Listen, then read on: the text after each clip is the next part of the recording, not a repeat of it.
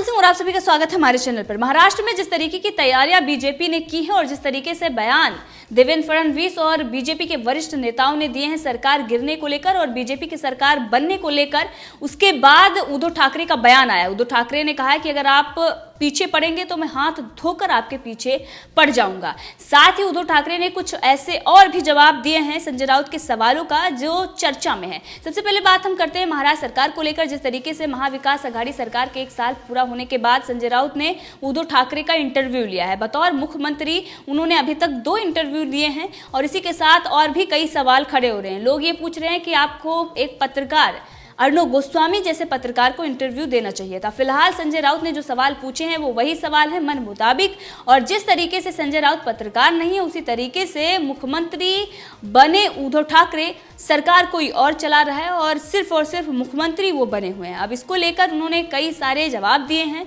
देवेंद्र फडणवीस ने जिस तरीके से सवाल खड़े किए थे, जो उन्होंने सरकार के गिरने को लेकर बयान दिया था, उस पर उद्धव ठाकरे ने जवाब दिया है। उद्धव ठाकरे ने ये कहा है कि हमारी सरकार गिराने के लिए बीजेपी प्रयास कर रही है। इससे पहले भी कई बार ये आरोप लगा चुकी है महाविकास आघाड़ी सरकार, और साथ ही उनका ये कहना है कि हमारी जो सरकार है बहुत ही मजबूत है। लेकिन जिस तरीके की स्थिति बनी हुई है महाराष्ट्र में और जो कुछ समस्याएं जनता की हैं उस पर काम नहीं हो रहा है। इसके साथ ही भ्रष्टाचार और तानाशाही को देखते हुए बीजेपी ने जिस तरीके से दावा किया है, अब उससे शिवसेना बौखलाई हुई है। संजय राउत ने इंटरव्यू में उद्धव ठाकरे से सवाल पूछे हैं और संजय राउत को लेकर भी कई सारे सवाल खड़े हो रहे हैं कि उद्धव ठाकरे का इंटरव्यू संजय राउत क्यों कर रहे हैं। संजय राउत नहीं बल्कि किसी अच्छे पत्रकार को उद्धव ठाकरे को इंटरव्यू देना चाहिए था, तब इनको ये पता चलना था कि महाराष्ट्र में जो समस्याएं हैं उसको लेकर वो इंटरव्यू कर रहे हैं। फिलहाल ये कहा गया है कि कोरोना काल को लेकर और अपने कार्यकाल को लेकर 1 साल का ये इंटरव्यू है, लेकिन सिर्फ और सिर्फ देवेंद्र फडणवीस के बयान के बाद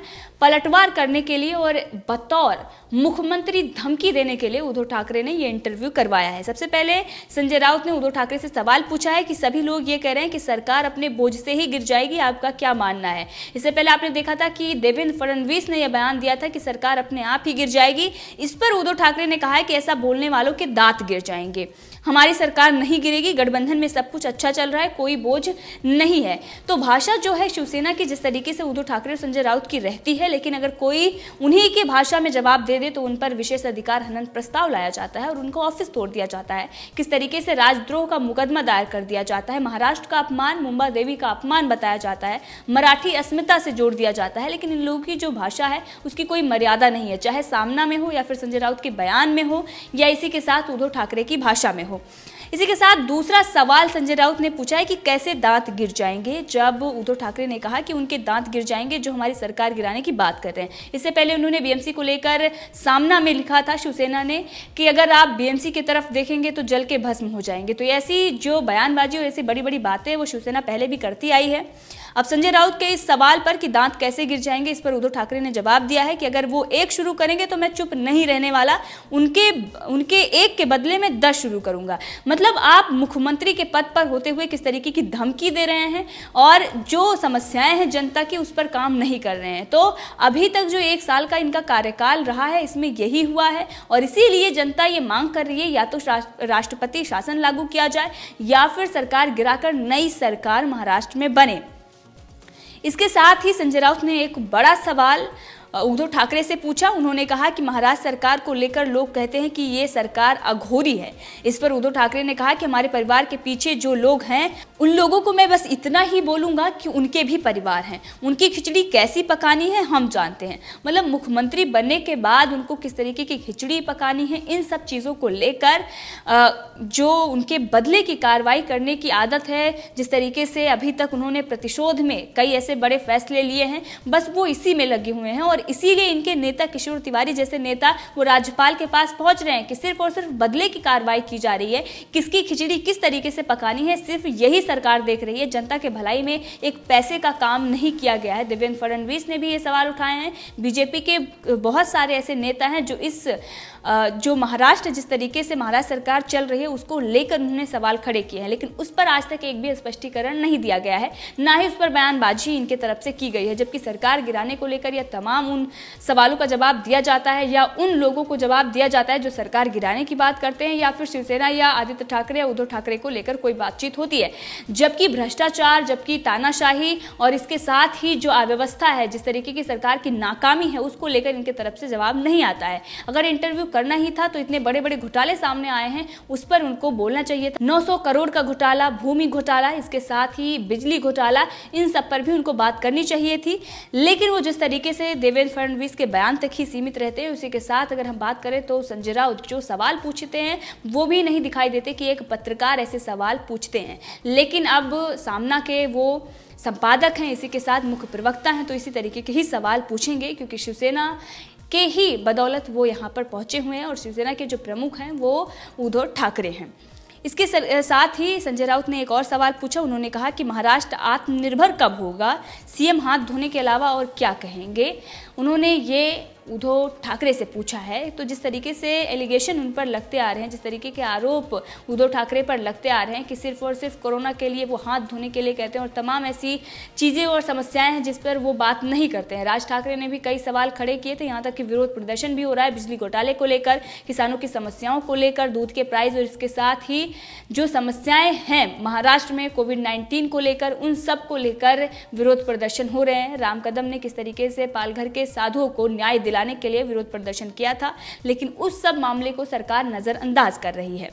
अब संजय राउत का ये जो सवाल था कि महाराष्ट्र आत्मनिर्भर कब होगा और सीएम हाथ धोने के अलावा और क्या कहेंगे, इस पर उद्धव ठाकरे ने कहा कि अभी तो हाथ धो रहा हूं, पीछे अगर ज़्यादा पीछे पड़ेंगे तो हाथ धोकर पीछे पड़ जाऊंगा। अब ये जवाब जो आया है उद्धव ठाकरे की तरफ से आया है कि अभी तो मैं हाथ धो रहा हूँ और ज़्यादा अगर वो पीछे पड़ेंगे तो मैं उनके पीछे पड़ जाऊंगा। और इससे पहले उन्होंने कहा कि मेरे परिवार के पीछे जो लोग हैं उन लोगों को मैं बस इतना ही कहना चाहूँगा कि उनके भी परिवार हैं। मतलब इनको जो प्रदेश की जनता है, जिस तरीके से एक जिम्मेदारी सौंपी गई है, उससे उनको कोई मतलब नहीं है।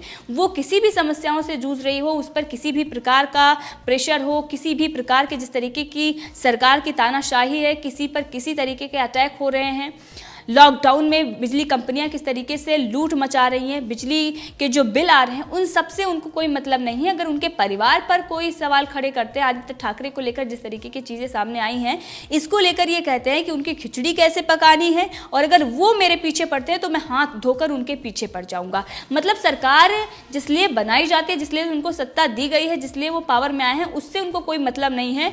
वो अगर कोई एलिगेशन, कोई आरोप लगा रहा है तो उनके पीछे पड़ेंगे। यानी कि कंगना रनावत ने जब सवाल खड़े किए थे तो उनका ऑफिस तोड़ के इन्होंने दिखाया था कि हमने ऑफिस तोड़ दिया, उखाड़ दिया, सिर्फ वही कार्रवाई करना जानते हैं, उसी तरीके से बदले की कार्रवाई करना जानते हैं और सवाल पूछते हैं केंद्र सरकार से, आरोप केंद्र सरकार पर लगाते हैं। तो यही है महाराष्ट्र सरकार का असली चेहरा, यही है उद्धव ठाकरे का असली चेहरा और जो सामने आ चुका है। इसी के साथ संजय राउत ने एक और सवाल पूछा। उन्होंने कहा कि 1 साल में आपके जीवन में क्या बदलाव हुआ। इस पर उद्धव ठाकरे ने कहा कि जब भी मुझे चुनौतियां मिलती हैं तो मुझ में ज़्यादा शक्ति आ जाती है। कोई भी कितना आड़ा आएगा तो उसके आड़ा करके महाराष्ट्र सरकार आगे बढ़ती रहेगी।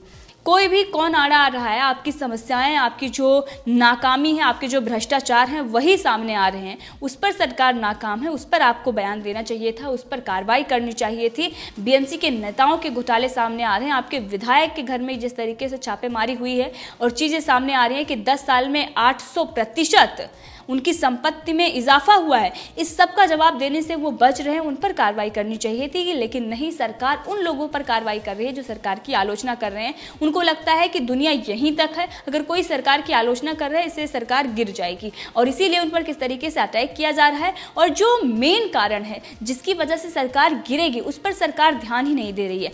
जो परिस्थितियां महाराष्ट्र में बनी हुई हैं जिसके चलते वो अपना जनाधार खो रहे हैं, उस पर वो ध्यान नहीं दे रहे हैं, उससे वो अपने आप को बचा रहे हैं, उससे अपने आप को हटा रहे हैं, क्योंकि इनको समस्याओं की जो जड़ है वो नहीं पता चल रही है कि महाराष्ट्र में इन्होंने किस तरीके से काम नहीं किए हैं। एक पैसे के भी जनता के हित में काम नहीं हुए हैं, जो भी फैसले इन्होंने लिए हैं वो जनता के विरोध में लिए हैं। इसके साथ ही भ्रष्टाचार, तानाशाही वो चरम सीमा पर है, उसमें वो कोई कार्रवाई नहीं कर रहे। तो इन सब के चलते जनता का विश्वास अब महाराष्ट्र सरकार, यानी कि बात करें तो शिवसेना, क्योंकि कांग्रेस तो पूरे देश में खत्म ही है और एनसीपी कहां कितनी मजबूत है ये भी दिखाई देती है। और इसीलिए सबसे भारी नुकसान जो हुआ है महागठबंधन में वो शिवसेना को हुआ है। इतना भारी नुकसान हुआ है कि अभी अगर हम देखें तो शिवसेना को बहुत साल लग जाएंगे अगर वो अपनी विचारधारा पर वापस आ जाते हैं उसके बाद भी।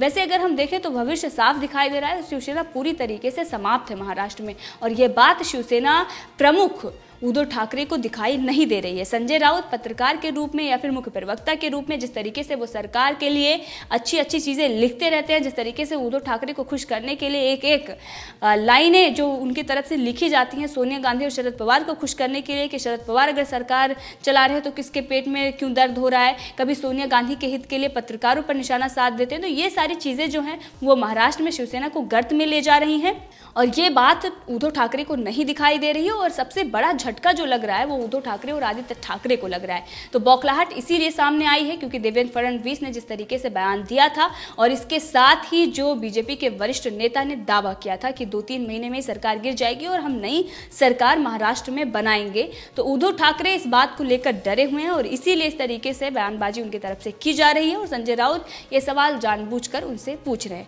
तो इस पूरे मामले में आपकी क्या राय कमेंट करके जरूर बताएं। इसी के साथ अगर आपने अभी तक चैनल को सब्सक्राइब नहीं किया है तो कर लें ताकि हर अपडेट आप तक पहुंचती रहे। धन्यवाद।